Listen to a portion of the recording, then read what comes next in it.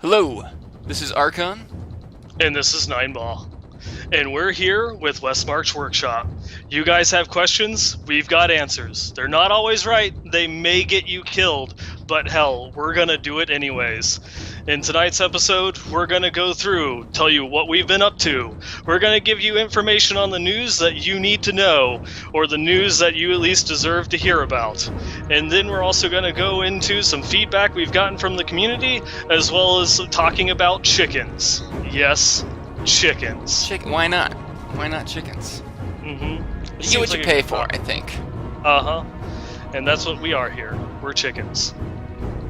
Well, there you go. Here on Westmarch Workshop, chickens just for you. That was good. I like it. I mean, if you want accurate information, you're gonna have to pay for it.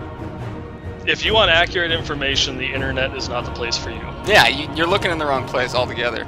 That's on you, I think.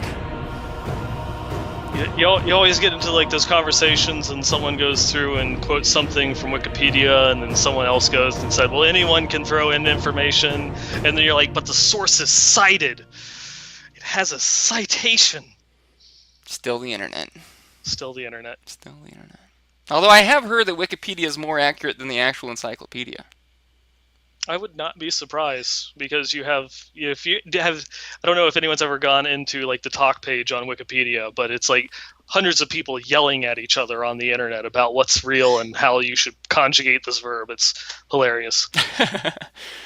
Yes. Well, I guess we're getting sidetracked already, and during the intro, already getting sidetracked from our topic here. My bad. Yeah, that we are. Yeah. Well, why don't you tell us about your week in gaming? I'm interested to hear.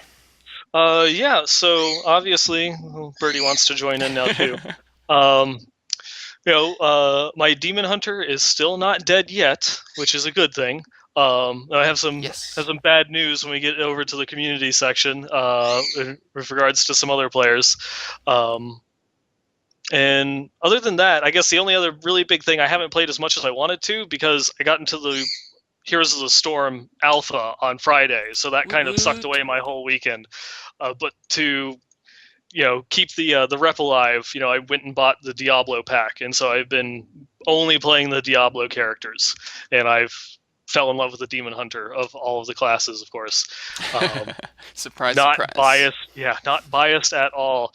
But she's a lot of fun. I really enjoyed it. It's a really cool game. So definitely something worth checking out once I gets into the beta phase. To hopefully get back into playing more of the Diablo here this week. Yeah. I was not to interrupt your to interrupt your week in gaming. I also got into Heroes of Storm beta or alpha rather, and I also played the Demon Hunter mostly. Mm-hmm. I guess there was no wizard, so it was next best class in my opinion. Mm-hmm. Real fun assassin type class, and I think me and Nimeball both are admittedly horrible at MOBAs. Oh, definitely. No idea what we're doing, but I would say compared to any of the other MOBAs I've played, which is just the original Dota and League of Legends, way easier to get into. I didn't feel like I was horrible the first time I played it. Yeah, it's more of a slower paced game, so there's less opportunity for you to make mistakes. It's easier to pick up from your mistakes, and in order to react to scenarios and team fights and such. Yeah. And the strategy's more obvious. You don't have to worry about last hitting. It's all team based, so you don't have to worry about like falling behind and just being useless the rest of the game. There's doing objectives is worth it, so you can kind of like pick and choose where you want to focus, and you always feel like you're somehow contributing. Mm-hmm. Yeah, I think it'll be good. I think the hardcore League of Legends players will stay there, and same with Dota, Heroes of New Earth, whatever. But for new MOBA players, I think Heroes of the Storm is where it's going to be. Yeah, it has a lot of fun, has a lot of potential for growth. It does, of course, have its failings. I did like the mastery and rune system from League of Legends. That gives you some form of progression as you gained your levels that increased your power. Right now, all we have, I think it's level 10, you unlock hero talents, so you have more options while you level in the game itself, but nothing that directly affects your overall power. Yeah. And of course, as you level in the game, you choose between one of two skills to add to your character. Hmm. Yeah, I thought it was a lot of fun. Was that it for your week in gaming? Yeah. Unfortunately, that was about it. Yeah, lots of Heroes of the Storm. So, Well, but, I feel ya, because I also had a pretty abbreviated week in gaming. hmm. As my viewers know, and as maybe people can hear, I got sick on Saturday. And I usually don't get very sick when I get sick. Usually I get it and I'm over it. And so I kept streaming and doing everything I was doing, but then by Monday morning it had gotten a lot worse, and I had a fever and stuff, and so I decided I should probably take a break. So I haven't played any games since Sunday. I've just been in bed. You've been Um, trying to not die. yeah, just fighting the good fight. I've been playing hardcore on real Yeah, life. I'm about to say we'll make a hardcore player out of you. Yeah, Yeah, right. you got that mentality down already. No, yeah, my fever got up to about 102. But then today, the same thermometer told me my temperature was 96 point something, which is like 2 degrees below what it should be. So Yeah, that is almost as scary as having 102. I don't know. Yeah, well, a friend told me that some people just run cooler, but I haven't Googled it yet Hmm. to find out. I guess I wasn't too affected by it. What what did WebMD say about it? You Yeah, will right. die. WebMD says I have cancer all the There time. we go. Every time I go to WebMD, I have all the STDs and cancer. So, Yep. very Uh, pessimistic side, I think. But yeah, I am finally starting to recover. My fever is gone, and I just have a sore throat now. So bear with me, and yeah, I'll do my best. But that was about my weekend gaming. Just Heroes of the Storm. Oh, I did. I should talk about my weekend Diablo gaming because I did play a little bit. I started trying out new elemental type builds. I finally have enough gear that I can like do some theory crafting and playing around with builds. And I tried out a fire build, an arcane build, and a cold build. And I was having a really hard time coming up with an arcane build that made sense. I have Mirror Ball now, so I was trying to use Magic Missile to get the 3 magic missiles. But other than that, I just couldn't find anything that felt really good. I didn't have the cooldown reduction to do an Archon build, and I don't have a Veer set either, so I wasn't really interested mhm. in an Archon build. Fire build, I could do a lot of damage with, but there's just no crowd control in Fire. So Mhm. unless my group could keep me alive, I was just always dying unless I stacked more defense. And then cold. Maybe I just have the right gear for it. Although I'm still missing frostburn gauntlets. I had a good amount of cold gear, and I put together a nice blizzard frost hydra magic missile build. I have the helm that makes it so frost hydra periodically casts frost nova, and was able to stun lock pretty well. Um, and honestly, I really just miss blizzard hydra. Back in the day, that's what all the wizards were running. Blizzard hydra, I and I yeah. I remember, before they changed Inferno, going through and leveling up a wizard purely for, force armor plus a Blizzard Hydra in order to actually farm, Inferno. Yeah, it was the way to go. And since then, they've super buffed both Blizzard and Hydra. But because of a bunch of other, synergies between skills, it hasn't been that popular. But I think it's time to bring it back. You can do Hmm. a good amount of damage with Blizzard Hydra, and it has an insane amount of CC built in. You hardly need any defense on your build. So yeah, I'm having fun with the cold build right now, although it's been a few days. But looking forward to trying out some new builds now that I have a good collection of legendaries. Yeah, you should probably switch more over to the fire build instead of the cold build to help you with your little sinus problems That going that on there. explains the cold. I was just Yep, playing the cold build too much on my wizard. there you go. You have to go to the Diablo MD in order to get that Yeah, information. yeah, right. Oh, let's take your Uh, advice there. mhm. But kind of hopping off of one of the things that you mentioned there, talking about the Veers set. Let's start getting into some of the news and some of the hot fixes, Yes. and things that we have coming up in the community itself. Well, the hotfix hasn't gone through yet. The Veers set, as we commented in last week's episode, is broken, and that you actually have to use the one specific Archon rune skill, and I believe that was power. I have Or, heard. I haven't tried it out yet. I heard that pure power and the one that increases your damage and the one that reduces the cooldown. That Veer set mhm. wouldn't give you either of those, so you'd have to pick one or the other.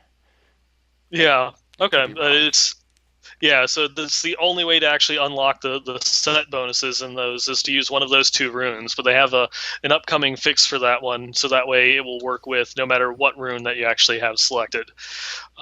It's of course it's not in the game yet. Yesterday's hotfix just addressed some more exploity things. You know, people going through and farming mobs that spawn more mobs to just sit there and farm infinitely for a bunch of very weak creatures. They made it to where now you only have a max of 2 waves. After those 2 waves, they stop spawning any creatures. Oh, yeah. Makes Mm-hmm. sense. Yeah, I think a lot of people were excited about the patch yesterday, thinking we were going to get some of these changes they've been talking about. But I guess once again we're in the dark, wondering when the patch might come. Yep. Um, And then along with the Veer set is the Inya set that unlocks all the effects of all four mantras at once. That's currently not working either. So they'll be putting in a fix for that one to allow you to actually have gain that benefit and make it worth having the 4-piece set bonus. Yeah. Do you know what the bug on that was? Was it just doing nothing? I'm not sure. I Let had. me go through and look it up. You talk and dance while I go and find out. Alright, well, I had played with someone who was using like legacy in his 4 piece, and it was working just fine. Oh So I don't know if that yeah. was the bug or if it was just on the new one or what. Hmm. Yeah, that I am not sure. Though I do know that I believe it's not working like period, that you're not gaining the benefit from any of the mantras. It Yeah. might be the internet is failing me right Well, now. it's okay. I'm reading the blue post. It Uh, doesn't say anything about the actual bug. It just says it's going to get fixed. and like we said in the intro, we're going to give you the answers, though they're not always Yeah, correct. you got to do your own research. You got to pick and choose Uh, what to believe us on and what you want to look up. Yeah, and speaking of what to believe us on, there was a very interesting survey that Blizzard sent out to a bunch of players, asking what their opinions would be if Diablo were to have a second expansion.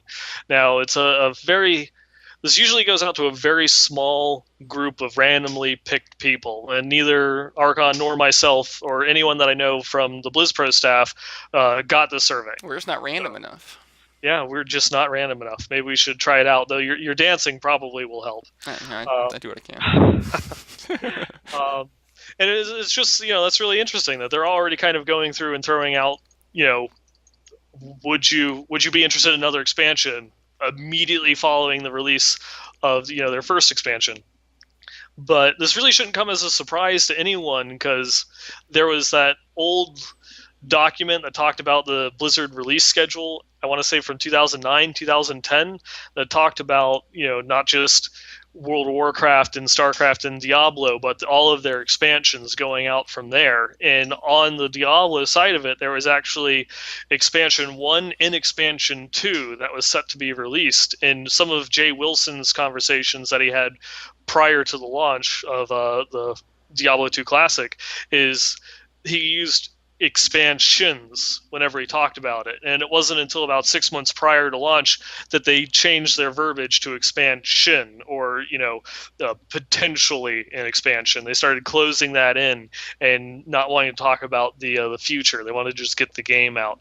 And now there's already starting to be rumors that there might be something past Reaper of Souls, which, of course, spoilers. Is it?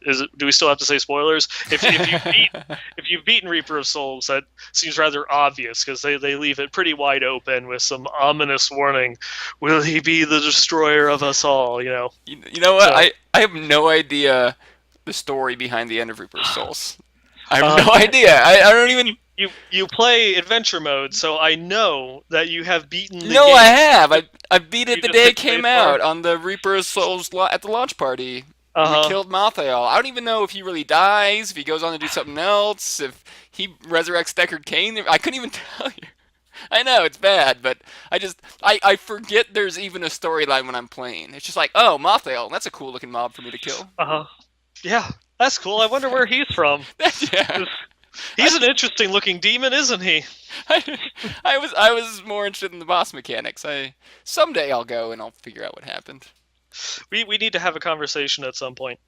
We definitely we this, definitely have to have a this is conversation at why we some make a point. good team on our Yeah. podcast. You can fill in whenever I'm an idiot. Uh huh. And there's some people in there. No Diablo lore for the win. I heard that. And see, I I got. There's people on my team here as heard. well. Some of us just we're just we just care about efficiency, I guess. Efficiency. That's what Diablo's all about. Jay Wilson said that, said Diablo. I know Diablo players are a big fan of Jay Wilson too, so I should definitely use him as an example. But he Uh did say huh. Diablo is all about efficiency. Of course, of course. Let's see. Yeah.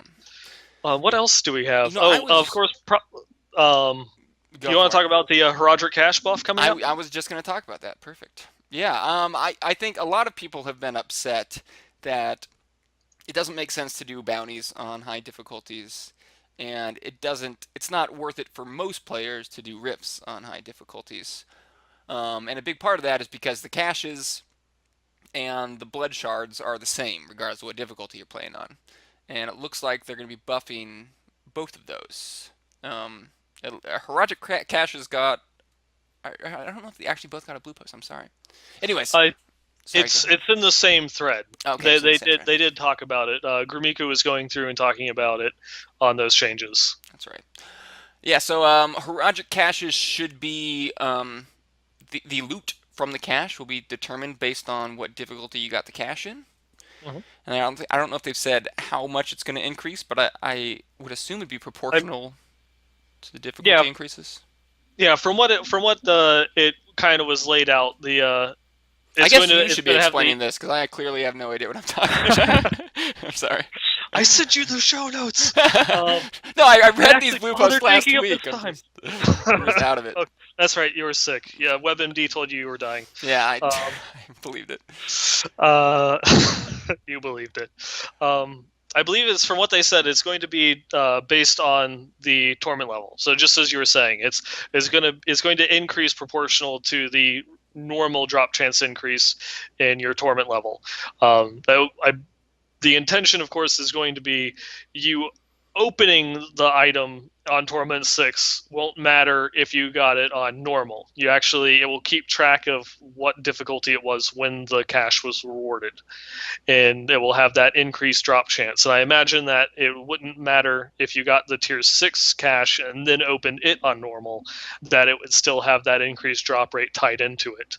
And it won't only, of course, not only buff your chance of getting the legendaries, as well as increase the chance of getting the bounty only legendaries, but will now also be able to include the torment only legendary and set items as well. So that way, Assuming that you got the cache at least on Torment 1. yeah, exactly. Assuming that you got the cache in one of the torment levels, you will now have a chance of getting set pieces when you open it. And then, of course, like you mentioned, they're going to be doing a minor buff to Roof Guardians, so that way they drop more blood shards, because right now your blood shard intake caps at Torment 1, and then it doesn't increase anything past that. No. Yeah, that'll be nice. I think a lot of us are saying hallelujah because I would really like to play on higher difficulties. I think it's a lot more fun personally, and yeah, we just haven't gotten enough reward to do enough incentive, I guess, to do it until now. Well, Mm-hmm. I say until now. We haven't seen it yet. Hopefully, it's a good enough buff, I guess.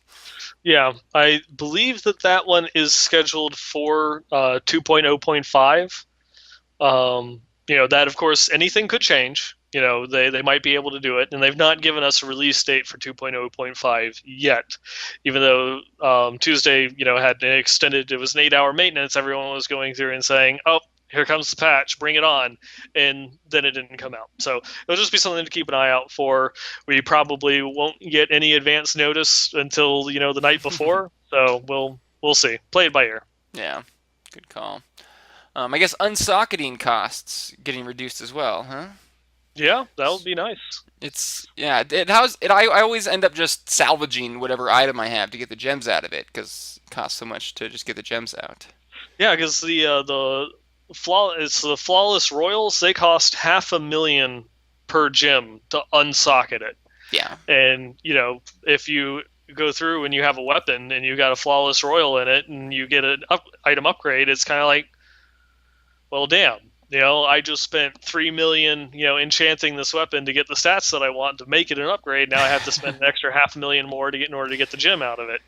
So Yeah, that'll be a welcome change, I'm sure. Yeah, that goes into like one of the few problems that I see people complaining about every once in a while, or at least it's a common thread of complaints is just if you're not able to effectively farm the higher torment difficulties, gold is actually pretty hard to come by compared to how easy it is to spend when you're enchanting an item. You can spend 5 minutes and go through a couple million gold quite easily, and then be farming for another hour in order to make all of that back. Yeah. Yeah, I think especially right when you first hit max level, it's good to hold off on enchanting for a while Hmm. because it's so common, at least for me, to when I first hit 70 to find a new piece, enchant it, and then an hour later upgrade that piece. So it seems Yep. like maybe waiting until you have a set that you feel good about before you start enchanting will save you from running out of gold. But yeah, this will definitely help as well.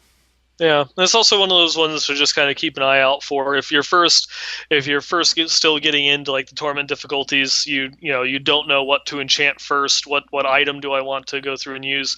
A good point is, of course, take a good item. Maybe just try to roll, resistance or crit damage in order to get a little bit of damage or survivability.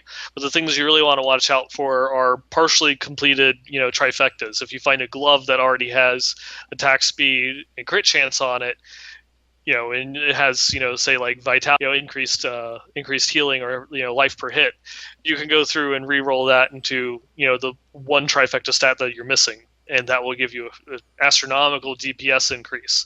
It's less effective for the rings and amulets just because you're going to be putting a lot of money into it with how many how many enchants you have to go through because of just how many variables those particular item slots have. Yeah, I think anyone who's put at least 100 hours into Reaper of Souls so far has probably already gotten in the habit of just seeing items without the worst stat and with the stat they'd rather have there. I Yep. think like after just going through hundreds of items over and over again, eventually it just happens naturally. You don't even have to think about it for too long.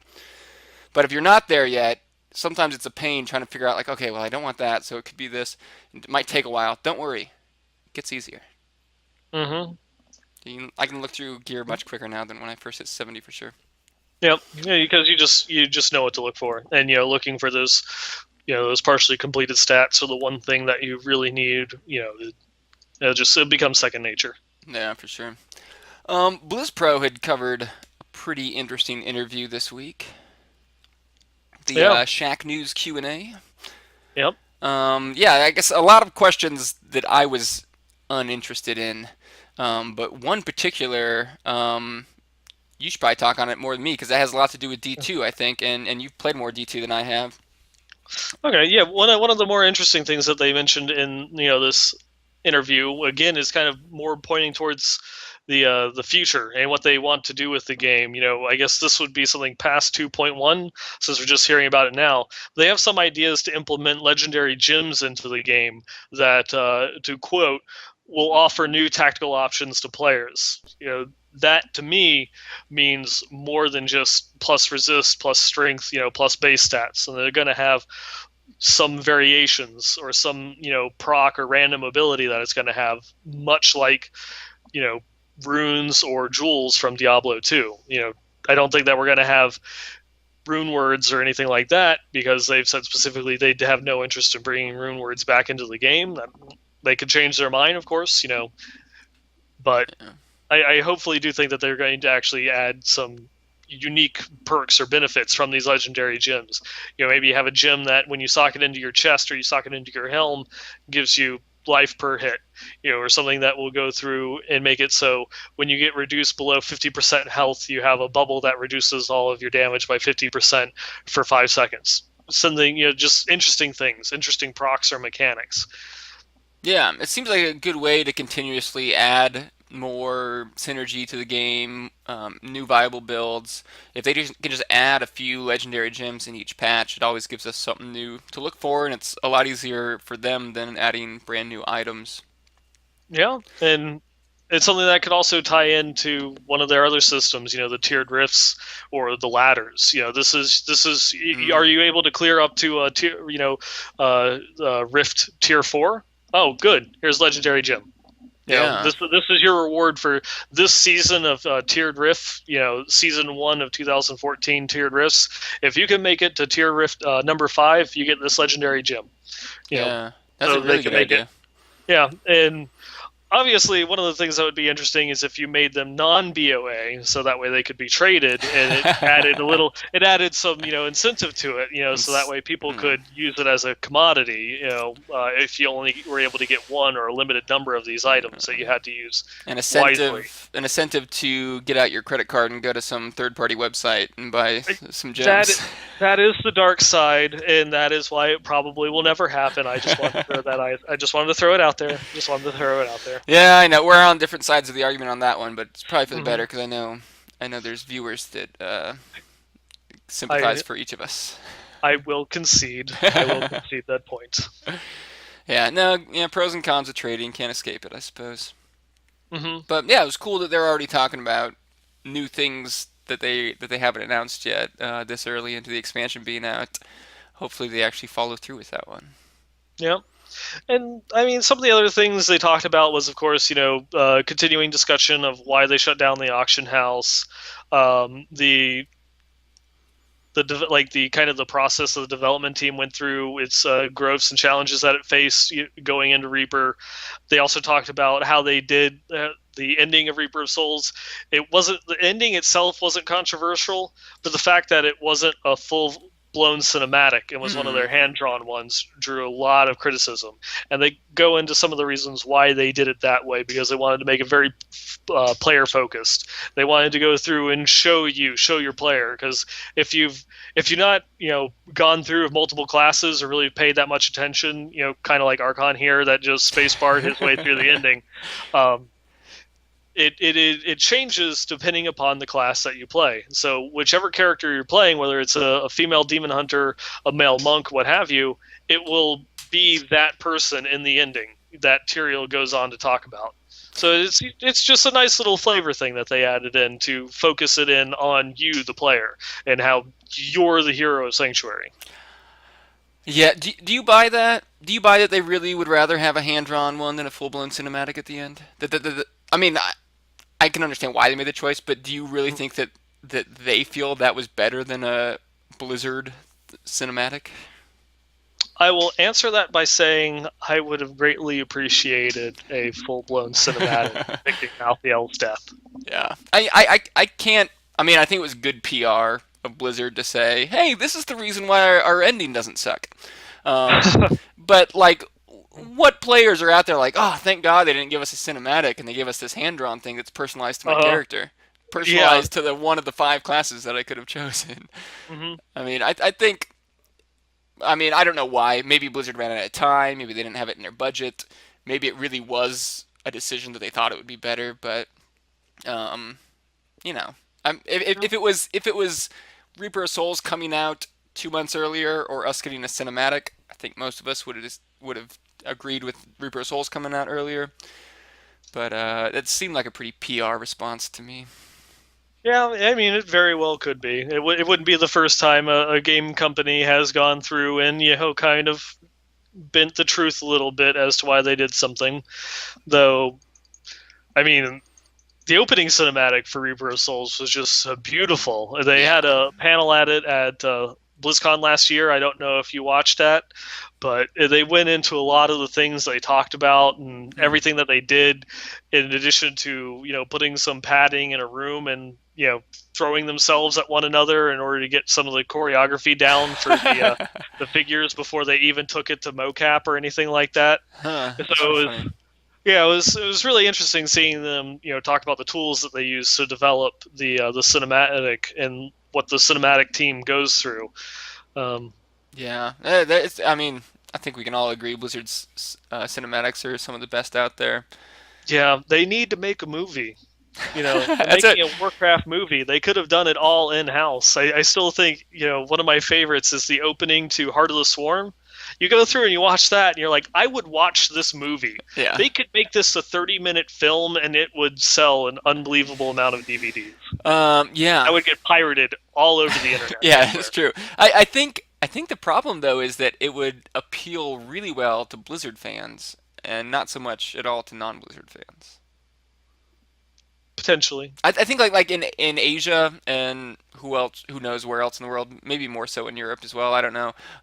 Animated films are more popular, but especially in the U.S., I think live action just sells a lot better. Potentially. It's all Unless about. it's like a Disney or Pixar film, then everyone, all ages, go through and see it. But um, that actually reminds me, many years ago, I want to say like 2002, 2003, Blizzard actually released a DVD of all of their cinematics from all of their prior games, Mm, together. It was like the Blizzard Cinematics Collection. It was, I would say, like $100 or something like that. And it was just all the cinematics that they had done in all of their games, as well as some like TV commercial spots and things like that. And it was just cool. It was right after, I believe it was right after Diablo. I don't think that they had the Lord of Destruction cinematics in it.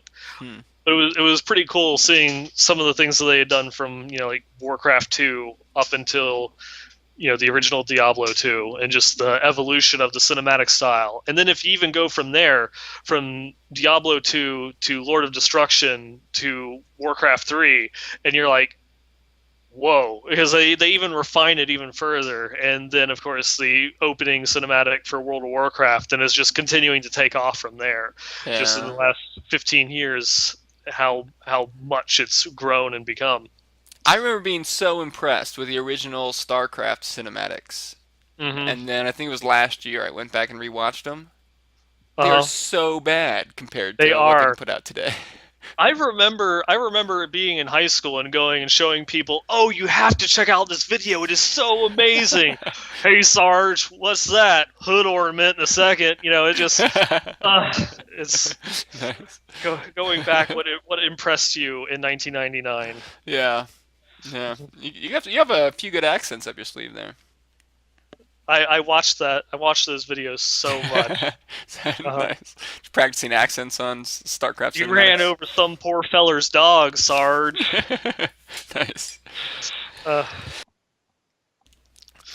Well, yeah, I think was that about it in news? We had, or oh no, we had Grimiku.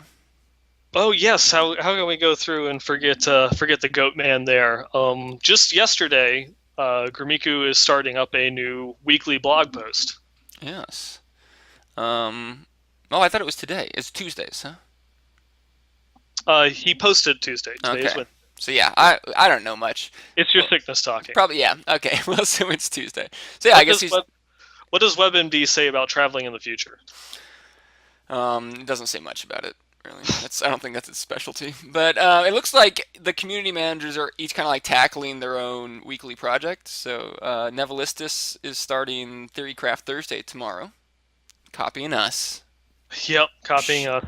And Grimiku started his weekly guide yesterday, so he'll be putting out a guide each week. And I guess Nineball had filled me in on this because I've been in bed. His first guide was about legendary crafting mats and where to find them. Correct? Yep, because one of the big things for this is he's not actually really going to be making the guide. He's going to be focusing on a community created guide. This particular one was created by a user over at Diablo Fans, and talks about where you can find all of the different legendary crafting materials, where you can target farm them, what items they create, and things of that line. And it has all the links, to the actual post with all the information in Grimiku's guide. And he just also talks a little bit about what the guide itself, or what this weekly series is going to be about. And you can just ask for submissions. So if you have something that you've put together, a guide on either, it can be anything, whether it's something for farming routes, doing bounty runs, effective ways of clearing rifts, guides for classes and things like that, you can go through and submit it, and he'll go and highlight it for you, and you'll get featured up on the main Blizzard page. Yeah, that's pretty cool. And I believe it works the same way with Nevelistist's Theorycraft Thursday, right? Anyone can submit a build, and then she'll pick one to highlight each week. Yep, and that one actually is going to even go a step further, because if your build gets selected, you get to play with the developers in a live stream on Thursday, to go through and highlight it, and sit and chat with the developers and talk about the build with the people that made the game. Yeah, really cool idea. Really cool idea. Mhm. Well, yeah, I think that was about it on news now. Anything before we move on to the build? No, I think that pretty much covers it as far as some of the bigger topics. I'm sure that there's something that we're missing, and by all means, use the comments and feedback to berate us about what we missed and what we didn't talk about, in addition to how annoying my voice is. Yeah, any kind of horrible negative things you want to say about us, completely Hmm. welcome. We appreciate Um, it. but yeah, the build we came up with this week, we've been doing a lot of wizard and demon hunter builds because that's what we play, and we know that you guys don't all play wizard and demon hunters. Some of you aren't keen as to what the best class is yet. Hmm. So until you He'll learn. guys, yes, until you learn and switch over, we're going to show you some builds for some other classes as well. And we thought we'd show you this witch doctor chicken build first, because who doesn't love running around like a chicken, right? I don't know. I love running around Yeah, as a chicken. everyone does. Everyone does. So basically, the build's pretty simple. This one I have thrown up on here is a version of the build that someone on the Battle.net forums was using. He shared it. I switched out. He had the fetish army passive on, and I switched out for tribal rights because I think you definitely want tribal rights. It's the one that reduces the cooldown of a bunch of your spells, including hex. And hex is what this build's all about. Hex Hmm. with angry chicken will turn you into a chicken, and then when you stop being a chicken, you'll explode for a bunch of damage. It just takes all but a couple seconds, and what this build does is allow you to just keep spamming the chicken spell. It's not a good build from what I can tell. It's just ridiculous. It is tons of fun, especially when you're going through in lower difficulties and can one shot everything. But yeah, Yeah. not exactly Torment 6 material. No, If no. you farm Torment 6 with it, my hat is off to you. Yeah. Well, yeah. A lot of people are saying it is efficient, but watching videos, I can't imagine. Basically, you're trying to get as many kills as you can when you explode, because Grave Injustice will reduce the cooldown of all your spells by 1 second for each enemy you kill. So you kill enough, you can just pop chicken again. They have fire bats on here. You probably want some kind of spell because occasionally you're going to have to fight things without being a chicken. And then the rest of the things, they're mostly big cooldowns because you're going to be stacking cooldown reduction. Hmm. I just realized I had muted myself. I'm so sorry. Oops. I wonder what Part. happened there. Yeah, sorry. I just died midstream. Anyways, let me get back to the chat so you can see us talking. Aside from the passives that are bringing down your cooldown, you're also going to want to stack cooldown on your gear and your paragon points. So you want the gem in your helm, and then wherever else you can get it until you get to the point where you can just be a chicken all the time. Because that's what this build's all about. Yep. So now I don't think neither me or Nineball have actually played around with the build much because we don't play witch doctors, but we've seen a few videos and we'd love to hear your guys' opinion. So if you try out the build, drop us a line. Or this is a good time just to mention if you have any feedback on the show, drop us a line, westmarchworkshop@blizzpro.com. But I think that's about all we have for the build section. Sorry, it's kind of abbreviated. Did you have anything to add that I missed? I do have a good segue. I don't really have anything to add, but there's going in between the build and the community feedback. We actually got a email today, as a response to a question that had come up. I believe it was episode 3, about someone that had a ton of that had stacked physical damage on their monk. They had around 50% increased physical gear. It was a TJ. This was an email that was sent to us back on the 15th. It asked if we could go through and tailor a build to his gear because he had such a massive increase to all of his physical damage. Well, one of the listeners on the podcast actually went through and said, hey, have you guys come up with a build? And, on Twitter, I said I was starting to put it together. This was last night when I was putting together the show notes. And they said, well, I've actually gone through and I've put something together, and if you don't mind, I can go and email it to you. So this upstanding individual, Danny Ray, he went and submitted his build, and it is actually, yeah. This is just going through to talk about Danny Ray's build that he submitted to the answer, for the question that we had gotten back on the 15th from the user TJ that wanted to leverage his physical damage monk, and he went through, and Danny Ray sent us this wonderful build. Not only is it a list of skills, but it also goes and breaks down everything that you want to everything that you want to do inside the build. And it's really nice. You're going from you using like crippling wave and deadly reach foresight, so that way you have your two spirit generators that you can weave back and forth with combination strike for the huge damage bonus, and then using Mystic Ally or the Earth Ally for some of kind of passive damage that it can go through and do. Every couple seconds, it will go and start chucking boulders at enemies. It's just a passive thing that you can use. He's just sitting around there going through and doing attacks, and then leveraging some of the big damage dealing skills like dashing strike or seven-sided strike in order to, because those are like really big damaging skills that are base physical damage, and so you can focus a lot on cooldown reduction, so that way you can get very quick dashing strikes or very quick seven-sided strikes, and just continually pushing that in order to get your area damage and your killing speed, and leveraging those really big skills as much as you possibly can. And it's just a wonderful little build. I'll see if I can go through and put something together on BlizzPro that highlights this, and so we can kind of give credit where credit's due, and where people can actually tune in and see the build. For those that are listening on iTunes or Stitcher, or just listening to the podcast on a window and not actually watching it live or watching it on YouTube. Yes, and good that you mentioned that we're on iTunes and Stitcher, because I think most people probably don't know. Because it seems like we're mostly being viewed on YouTube right now. Better off going to Stitcher or iTunes. Because I mean, that's what I would do. So, and you listen to us while you're jogging or driving around. Yeah, or falling asleep at work. Oh yeah, falling asleep at work is also a good option. And if you do happen to stop by Stitcher or iTunes, we really appreciate any positive ratings. That helps us get pushed up on the list. And just like Twitch and a lot of the other sites, no one really sees you until you're up on the list. So if you like the show, it means a lot to us. Yeah. Yeah, I think we've gotten a couple of nice comments on iTunes, so people are actually going out there listening to us. Definitely enjoy it. We love it. Thank you, sir. Thank you very much, guys.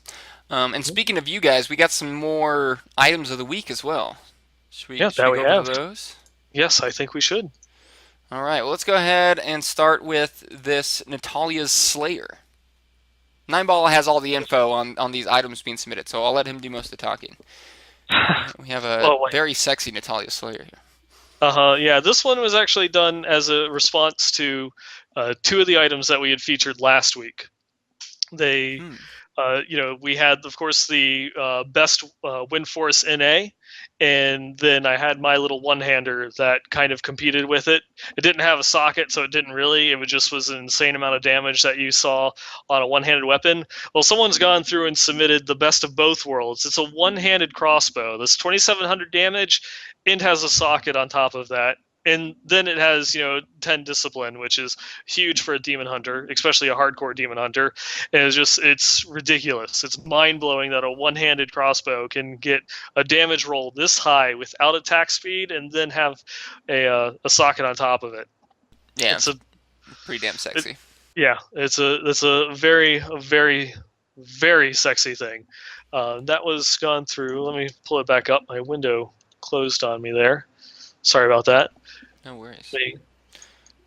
Should we go to the next item? Yeah, hold on 1 second. All right. I'm just trying to find. I just want to give credit to the person that went through and submitted that one. That was that was submitted by Thumb Trick. That was that's his item that's his little item that he claimed to fame. So let's go ahead and move on to the next one now. Nice, pulling up the Oculus Ring. Yeah, the Oculus Ring. This one was submitted to us by. I just had that one open. This one was submitted to us by Shane. His battle tag is Sunflash, and it's a very interesting item because it innately rolls increased attack speed, but then you can also roll another stat into increased attack speed. So you can get double, like as you can see with this item, it's rolling 15% increased attack speed, which is just crazy if you have a build that focuses really high on being able to attack or generate your resources as fast as you possibly can. So it's just a nice little interesting item interaction. I don't think that's intended. Um, but I guess we'll find out in a later patch whether they actually go through to correct that issue, or if you're going to, continue to get items that can just get ridiculous rolls like that. It Yeah. was, I believe, it was originally Vitality, and he rolled it into an additional 6%. So that's just crazy. The thing that makes me think that it is intended is that it combines on the item. Instead of just Hmm. having two attack speed stats, that actually pushes them together. It seems like they anticipated that happening. I mean, just a wild guess, of course, but Maybe, maybe. it just seemed like a cool idea. I think, unfortunately, attack speed doesn't seem that great on softcore right now. I mean, it's probably better than most stats, but doesn't really compare to crit chance and crit damage. Do you find there's a good amount of builds on hardcore that rely on attack speed? Not particularly. There's attack speed isn't bad because it slightly increases your health regen through life on hit. But I've not really seen anything that focuses on attack speed more than anything else. It's still, crit and crit damage is king, followed closely by resource cost reduction and cooldown reduction, and then finally attack speed after all of that. It's really nice Yeah. for inflating your paper doll numbers, but that's not always what kills enemies. Yeah, makes sense. All right, well, we had one last item, and this one was not from Diablo 3. Yeah, this one was not from Diablo 3. We went through and we finally got a Diablo 2 item submitted to us, and this one is an Archon staff. What? Uh huh. I'm partially, I'm sure that was due to our lovely co-host here, Archon. I have the best Um, stabs. Yep, but also it was it's just incredibly difficult item to get in Diablo 2. Trying to find a six-socketed Archon staff, you're going through and you're picking up every single gray Archon staff that you can find, in the Cal level, and then of course getting a perfect damage roll on Breath of the Dying for 400%. I want to say that this is probably not legitimate because that is just crazy getting that many Zod runes in order to go through and re-roll the damage on there. But it is definitely it's a beautiful item, a nice throwback there. Definitely enjoyed seeing that one. I'll always love it. And I guess there's one other one. I didn't actually send it to you, but Huh. I probably should have. Stephen Leviathan, the Ah, one of our other writers over at BlizzPro, he submitted a cracked Archon sash. Hmm. Yeah, from he found while going through and playing Oh, yes, we Diablo. had So, asked for one of those, oh, hadn't we? yes, we had. We'd I been was I was requesting hoping to one. get I was hoping to get an actual like level 2 crack sash, but yeah, that made my day. Thank you, Steven. Thank you. I Very love you, nice. man. Finally, we got our crack sash. Yep, that we did. Oh, and Leviathan is here in the chat room as well. Hello. Oh, there he is. Yes. You know, Thank you. yeah, Steven, who goes by Leviathan. I had to mention. Did you realize that one of the creators of Modern Family's name is Steven Leviathan? No joke. I saw that and I was like, hey, it's like Leviathan. Uh-huh. It's his pen name. Yeah. Yep. Let's see. There was one other one that there were two more that I'm forgetting that I didn't actually get a chance to throw in. I will put We them up. There was someone submitted a Reaper wrap and someone else submitted an item with actually a broken link that we couldn't open. huh. That was from Terry Clucky.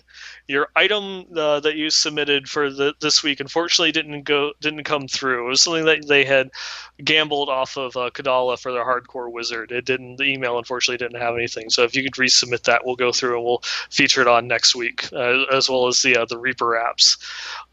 Continuing on with some of the things that I've seen in the community, there was a question that someone had submitted, and this is going to get into a very sad point Uh-oh. because they went through and they submitted a question about their hardcore crusader that they were having some survivability issues, And I remember looking at it earlier in the week and seeing that their hardcore crusader actually had close to 1,000 resists, and they said that they were getting, just absolutely wrecked in Torment 2, that their health was dropping really quick. So it was something that I just, I flagged, was going to go back and read it. And then last night when I was going and looking through the show notes, and I clicked on their profile link again, Oh and it no. gave an error. Yeah. No, we were So too late. yeah, that makes me so sad. That was from Bloodwater, a hardcore player, Oh and man. their hardcore crusader that they went through and submitted the link, unfortunately, is no more, and that makes me very sad that someone submitted a question. And they actually have 3 level 70 crusaders in their Hall of Fallen Heroes. But like any true hardcore player, they of course already have another level 70 hardcore crusader that they're going through, is decked out with phenomenal gear. The resistances, from what I remember, are a little bit lower, but they have pretty insane toughness. And I mean, going through and, to kind of answer your question that you submitted and looking at your character, I'm not actually sure what's going on there, because one of the big things that I hear from people that are getting wrecked is because they have high toughness, but kind of going into what we talked about last week, it's because you have a lot of hit points stacked instead of armor and all resist. But in this particular case, that isn't true. You have a ton of resistances. The I guess one change that I might make would be changing out one of your passives. You have some really nice passives. Maybe switching Holy Cause, that will reduce your healing and your damage a little bit, but swapping that one out for, I believe it is not Hold Your Ground, but where is it? There is a. I'm sorry, Divine Fortress. There we go. Finally found it. That increases your armor equal to your block chance.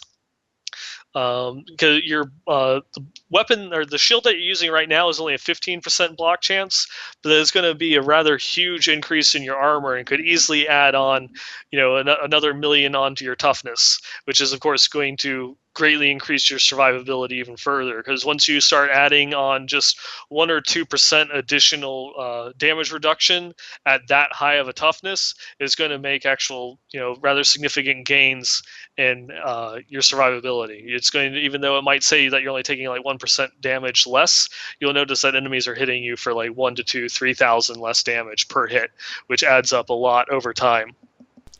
Um, and of course, Hold Your Ground. And we have a Zimmerman joke in chat. Yeah, could have called that. Yep. Well, yeah, that sounds like some good advice. I know so little about the Crusader. I just have to trust that Nine Ball isn't feeding you a web of lies right now. But I trust me, I'm not. One of the other ones, of course, is, again, it's reducing damage for survivability. Finery is one that gives you strength. It does increase your armor, but something along the lines of Hold Your Grounds, getting that extra 15% on your block chance, that will not stack with the Divine Fortress, but having that 15% increased block chance actually is going to add a lot, because it's going to greatly reduce the amount of damage that you have incoming when you're blocking for 4,000 damage every other attack. You can easily get 40-50% increased block chance on a Crusader, and combined with other skills, that will go through and give you healing every time that you block, is going to shoot your healing through the roof. And that's going to be mainly, balancing that, so that way, hopefully, I don't want to say you won't add a 4th Crusader to your Hall of Heroes, but we'll add some extra time before you do, focusing a little bit more on that survivability in terms of, reducing your damage by just a little bit. Other than that, nice. your those are the only real things that I could say that I would change up on your class. You're going through and you're using Fist of the Heavens. You're using Zeal because you have some lightning damage on some of your skills, and I guess be kind of actually that's holy damage that you have. Maybe switching it around a little bit, since you're using Fist of the Heavens, maybe using some of the lightning ones, and re-rolling the some of the stats in your bracers to help increase your lightning, and then switching your slash over to the rune effect that gives you the chance to stun. That will increase your survivability by increasing your CC, because the enemy can't damage you if he's stunned. So it's just some little things that you can swap around there to increase your survivability, and then just let, as you've replaced those last few rares and get some extra set pieces, let that bring up your damage a little bit further, and focus more on your skills about keeping yourself alive. Sounds like good advice to me. Yep. Do what Nine And, Ball says. You'll win the game. and then of course he is here in our chat, and the only other thing that I wanted to say is Leviathan, I'm sorry. I'm So sorry. sorry. I'm Yeah, sorry. he recently lost his crusader as well, I and thought we were just his having an death. apology fest again. Yeah, yes, we'll save that for the end. We're sorry. But and then his death is actually slightly humorous. Of course, being here on the podcast, and I'm making fun of a good friend of mine, that he encountered a champion pack and was having difficulties in the middle of a rift, and he went to go and click on a power pylon while all of his defensive cooldowns were used, and he was at low health while wearing Nemesis bracers. No, no. So the power of the power pylon was not enough to save him from Waller, Arcane, Frozen, and all those other things, and he was just CC'd to death as he sat there and watched his character die in the corner. Sorry, Leviathan. Although it's not the story that gets the most sympathy out there, as far as hardcore deaths go. So, double apology there. Yeah, and that's just like one of the risks that you take while playing hardcore. You sometimes forget those things when your heart's racing and you're like, oh, I gotta live. You kind of forget. And that is one of the reasons why I don't wear Nemesis bracers. And that's the reason I don't play hardcore. There you go. Well, I think that pretty much wraps us up. Do we have any more community feedback? Let me go through and check. There was. Oh right, I'm always missing stuff. Nine Ball's the organized one of the two of us. Yep. There was one other question that we did get. I don't know if you can oh, that's pull right. up the email there. You actually had a so question. Sorry. Yeah. About. Did you send me the question? I need to get access to our Westmarch workshop email so I can. Well, let me just give you the password over here while we're live. Wait, don't put it in Skype because I might accidentally show it. Just email me the email, and I'll get the password from you later. So. All right, I will go through and do that. But while we're getting that sorted out, I will read the question. I'll play Vanna White here for a little bit, even though she never actually reads the question, so that doesn't make any sense. I just wanted to say thanks, guys, and keep up the great work. I'm enjoying the past few podcasts, but I do have some questions regarding the game. I primarily use a wizard, and I'm wondering about the force weapon skill in regards to elemental exposure. For example, if I'm using an ice weapon like Ezurath, and I activate the fire force weapon when I use the skill Forked Lightning, am I hitting the opponent with lightning, ice, and fire, all three, or is it just one, the lightning damage from the skill? It's just the damage from the skill, as far as I know. I couldn't. Where was the fire damage coming from? From the force weapon. Yeah, from force weapon or magic. Yeah, yes. Sorry, it'll count any damage from your skills as far as I'm aware. I haven't tested it, so if anyone in chat or on the recording, anyone in the comments wants to correct me, by all means do. But as far as I can tell, it's just including elemental damage from any of your skills. So that would include the lightning damage from the skill you're casting, as well as the fire damage from force weapon, but it would not include the cold damage on your weapon. As far as I can tell, the elemental type of your weapon doesn't really matter much for anything, it seems. So I assume that's how it also works with elemental exposure. But of course, if anyone's done the testing, let me know, and I'll correct it via an annotation on the video or something like that. But it's a fairly easy thing to test if you want to do it your own. You just gotta do some math, I guess. 5%, although might be a little hard to detect. Mm-hmm. All right, and then the next question is going to be, I guess, well, that one specifically is, with the elemental exposure. Does it give you an additional stack buff for having done the fire type damage? I guess that one should be. Yes. So the fire damage from the force weapon should add a stack. Okay. And the second question is, have you guys found any real advantage to partying aside from split bounties? Do you guys, in your opinion, find better drops overall while playing in a party over playing solo? Yeah, well, obviously the drops you get playing party or solo are going to be the same. You're going to get, if you clear equally as fast in a group, you're going to get more drops because of the group buff. Um, and I mean the penalty for playing in a group is so low now, 50% extra health per person. I mean, unless you're much better geared than the people you would be playing with, I think it's almost always worth it to play in a group. Yeah, and it's not only just obviously split bounties is incredibly effective right now and efficient, as you would call it. Um, you you just it's just so quick how quickly you can go through and rack up those Herodic caches. But you don't necessarily have to play that way. You do when you're playing alongside other people. You're getting the experience for everything that they kill, and you have the buff. So if you're playing with 3 other people, you're getting 30% increased experience multiplied on top of all the other bonuses that you're getting based on your difficulty, or if you're using a ruby in your helm and whatnot. And you have a 30% increased magic find, though, since the drop rates are so low on the legendaries, it's going to be very hard to detect any increase in the drop rates through only a 30% buff. Yeah, I mean, split farming right now just it doesn't make sense to do caches unless you're split farming. I hope they find a way to fix that. I think it's a lot more fun to play together with a group than to split up and play solo, even though you're in a group. I mean, we're all going to do it because it's the most efficient way to farm right now, and I wouldn't do caches solo. It seems like a waste of time compared to split farming, but yeah, hopefully they change it. Yep. And not to go back a little bit, some of the things that people are saying in the chat: elemental damage from your weapon contributes to elemental exposure. Part of the elemental exposure's description. But that's in the Oh, tooltip of elemental exposure. oh, that's what they Am were I saying. am I that big of a noob? Let me double check that. Yeah, it actually says that elemental damage from your weapon and contributes to elemental Yeah. exposure. Well, if that's been there the whole time, then I win the Noob Award of 2014. So, but yes, I'm glad that people in chat caught that, so we could correct it before the video's over.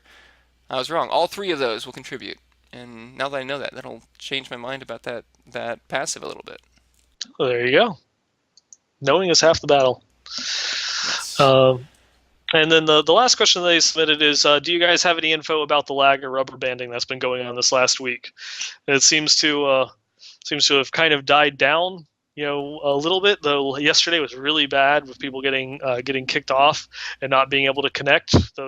That, from what I've read, has largely been corrected. I've still had a couple people saying that they've not been able to connect, but it seems to be fixed on the most part. And I haven't played much since yesterday because everyone was getting disconnected. I didn't even want to try, so I just said I'm not playing Diablo tonight, and we'll go through and test that out and see how that's going. But a lot of people have been, this last week we're having lag and rubber banding issues. It seems that not as many people are having it today. Keep our fingers crossed that they've kind of sorted out those issues. Yeah. Maybe. I wouldn't know. I haven't played the last 3 days, but it does seem like at least since the last time I played it had gotten better since the previous week. Mm-hmm. Um, yeah. Definitely, because it was getting pretty bad.